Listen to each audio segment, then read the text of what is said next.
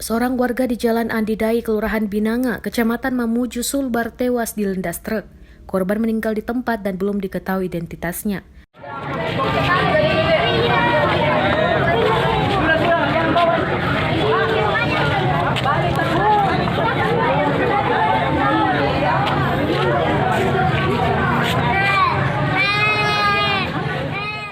Korban dilindas truk saat mengendarai sepeda. Korban adalah seorang perempuan yang tampak mengenakan pakaian olahraga, celana training hijau, dan baju lengan panjang hitam dan mengenakan sepatu. Akibat kejadian tersebut, arus lalu lintas di Jalan Andidai Mamuju macet. Warga sekitar berkerumun melihat korban yang tergeletak di jalan.